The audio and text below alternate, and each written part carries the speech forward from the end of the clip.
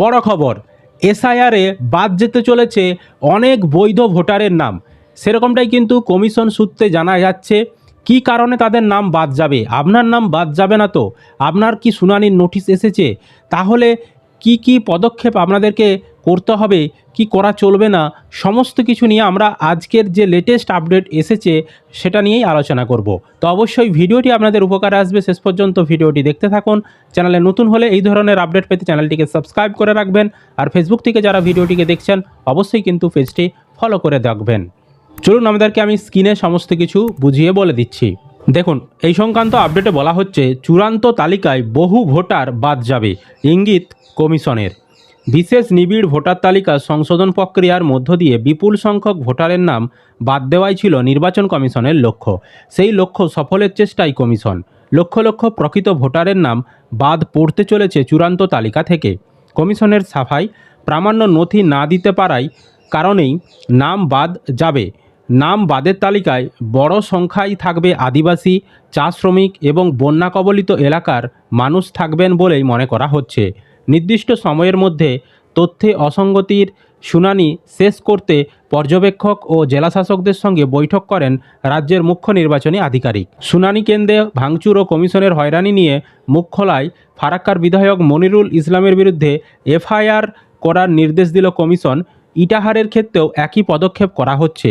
বৃহস্পতিবার শুনানির আতঙ্কে রাজ্যে 4 জনের মৃত্যু হয়েছে। বিভিন্ন জায়গা থেকে অশান্তির খবরও এসেছে। রাজ্যের বেশ কিছু চিহ্নিত এলাকার বাসিন্দাদের কাছে কমিশন নির্দেশিত 12টি প্রামাণ্য নথির একটিও নেই। কারণ বিভিন্ন সময়ে বন্যা ও প্রাকৃতিক দুর্যোগে সেই ডকুমেন্টগুলি হারিয়ে গেছে বা নষ্ট হয়ে গেছে অনেকের।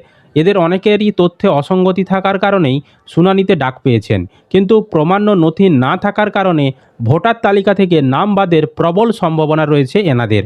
বৈধ ভোটার হয়েও নাম বাদ যাওয়া ব্যক্তিদের ভোটার তালিকায় কিভাবে নাম নথিভুক্ত করা যায় তা নিয়ে চিন্তায় রাজ্যের নির্বাচনী আধিকারিকের দপ্তর। কিছু ক্ষেত্রে এইসব এলাকায় জেলাশাসকরা সশরীর হাজির হয়ে বাসিন্দাদের সঙ্গে কথা বলে চূড়ান্ত সিদ্ধান্ত নেবেন। তারপরেও বহু যোগ্য ভোটারের নাম তালিকায় থাকবে না বলেই ধরে নিয়েছে কমিশন। যদিও তালিকা সংশোধনের কাজ শুরু থেকেই ভোটারের নাম বাদ দেওয়াই উদ্দেশ্য ছিল। এদিন সুপ্রিম কোর্টের নির্দেশ ও পরবর্তীতে জাতীয় নির্বাচন নির্দেশিকা সঠিকভাবে প্রয়োগ করতে সন্ধ্যায় কমিশন নিযুক্ত পর্যবেক্ষকদের নিয়ে বৈঠকে বসেন রাজ্যের মুখ্য নির্বাচনী আধিকারিক।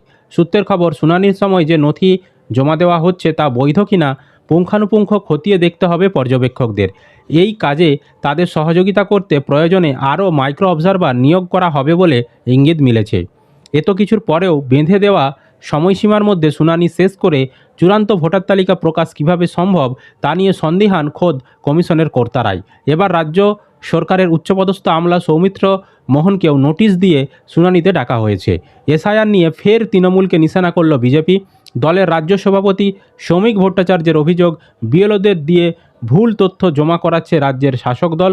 ফলে অকারণে শুনানির লাইনে দাঁড়াতে বাধ্য হচ্ছেন নাগরিকরা। তার দাবি, এসআইআর না হলে ভোট হবে না। এসআইআর আতঙ্কে এদিন রাজ্যে 4 জনের মৃত্যু হয়েছে।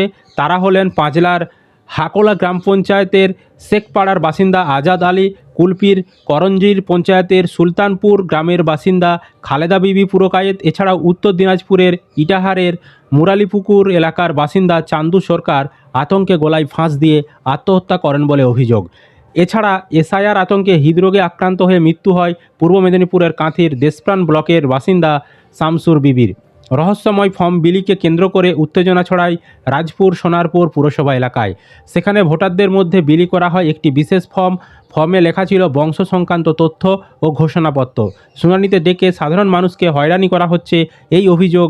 হাওড়ায় শুনানি কেন্দ্রে ঘুঁটের মালা নিয়ে হাজির হন এক তৃণমূল নেতাও। সুতরাং বুঝতেই পাচ্ছেন, সাধারণ মানুষ যে বর্তমানে এই এসআইআরের জন্য নাজেহাল সেটা পরিষ্কার বোঝা যাচ্ছে। বিভিন্ন জায়গায় দেখতে পাচ্ছেন সাধারণ মানুষ কিন্তু ক্ষোভ উগড়ে দিচ্ছে এই এসআইআরের নামে। শুনানি কেন্দ্রে বা শুনানিতে ডেকে বিভিন্ন কাগজপত্র নিয়ে হয়রান করা হচ্ছে। এবং এছাড়াও অনেক জায়গায় এরকমও খবর রয়েছে, নির্বাচন কমিশন বলেছিল যে একটা কাগজ দেখালেই হবে, কিন্তু অনেক জায়গায় একের অধিক কাগজ আপনাকে দেখাতে হচ্ছে। তারপরেও আপনি যে কাগজ দেখাচ্ছেন, আপনার নাম ফাইনাল ভোটার লিস্টে থাকবে কি থাকবে না সেটাও কিন্তু পরিষ্কারভাবে আপনাদের আমাদেরকে নির্বাচন কমিশনের যারা শুনানি কেন্দ্রে রয়েছে তারা কিন্তু বলতে পারছে না বা আপনাদেরকে জানাচ্ছে না। তাই আপনাদেরকে অপেক্ষা করতে হবে সেই ফাইনাল লিস্ট যেদিন প্রকাশিত হবে সেই দিন পর্যন্ত। মানে তাহলে এতদিন আপনাকে কিন্তু চিন্তার মধ্যে থাকতে হবে, আতঙ্কের মধ্যে থাকতে হবে, আপনার নামটা কেটে দেবে না তো, এই ভয়টা কিন্তু আপনাকে কুরে কুরে খাবে। ঠিক আছে, বোঝাতে পেরেছি? তাহলে কাদের নাম বাদ যাবে বলা হলো? বৈধ ভোটার, না যারা কিন্তু কাগজ দেখাতে পাচ্ছেন না। হ্যাঁ, অনেকেরই কিন্তু তারা ভারতেরই ভোটার কিন্তু তাদের কাছে কাগজ নেই, কোনো কাগজ নষ্ট হয়ে গেছে, হারিয়ে গেছে, ছিঁড়ে গেছে। হ্যাঁ, বা আগে যুগের মানুষ তারা এত কাগজ যত্ন করে রাখতও না। তো এর ফলে কিন্তু সাধারণ মানুষকেই কিন্তু হয়রানি হতে হচ্ছে।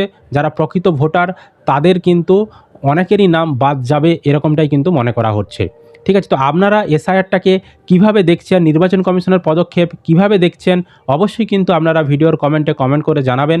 আর ভিডিও ভালো লাগলে অবশ্যই কিন্তু লাইক করবেন, বন্ধুদেরকে ভিডিওটা বেশি বেশি করে শেয়ার করে সকলকে খবরটি জানতে সাহায্য করবেন। আর চ্যানেলে নতুন হলে এই ধরনের আপডেট পেতে চ্যানেলটিকে সাবস্ক্রাইব করবেন। ফেসবুক থেকে যারা ভিডিওটি দেখছেন অবশ্যই পেজটি ফলো করে রাখতে ভুলবেন না।